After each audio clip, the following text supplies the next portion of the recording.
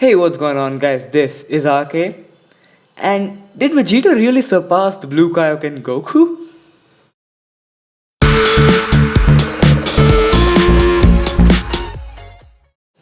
Okay, so if you remember the quick one on one fight between Goku and Gohan, which I love by the way, and obviously remember that one.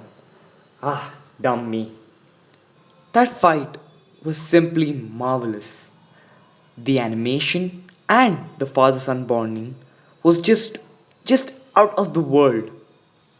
When we see the father son duel clash, the whole world starts shaking, and Vegeta has that surprised look on his face. Ah, damn you, Kakarot! How could I not know that you've surpassed me? Once again. In the next episode, episode 91, Vegeta enters the room of spirit and time, otherwise known as the hyperbolic time chamber, with that angry look on his face. The one to beat Kakarot at the end of the tournament will be me, Prince Vegeta! Now we all know that Vegeta trained really hard in the room of spirit and time for how long? Well, at the end of episode 90, the narrator tells us that there are 4.5 hours left for the tournament to begin, and 4 hours at the end of episode 91. Now, do keep in mind that Vegeta entered the time chamber at the beginning of episode 91 and forced his way out at the beginning of episode 92. So, Vegeta spent around 30 minutes in the time chamber. If you remember, back in Dragon Ball Z, Piccolo explained to Goten and Trunks that 1 minute spent in the outside world is equivalent to approximately 6 hours in the room of spirit and time. 30 minutes would mean around 180 hours, which would roughly translate into 7.5 days. So, did Vegeta really get that strong after training for only that long? I kind of have mixed thoughts for this one. Yes, because Vegeta really trains his ass off when he's angry. We've already seen an example of this in the Future Trunks arc. Boy, was the rematch between Vegeta and Goku Black one of the most badass scenes in Dragon Ball.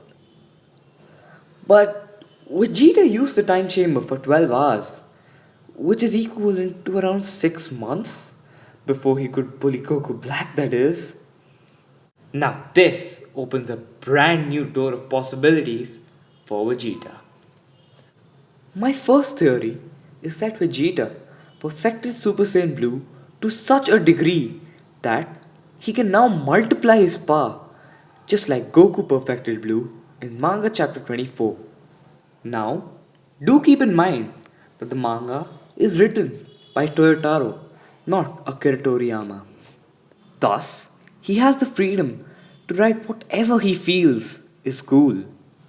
For example, he made Goku use Super Saiyan God against Hit, and the Future Trunks arc is completely different in the manga.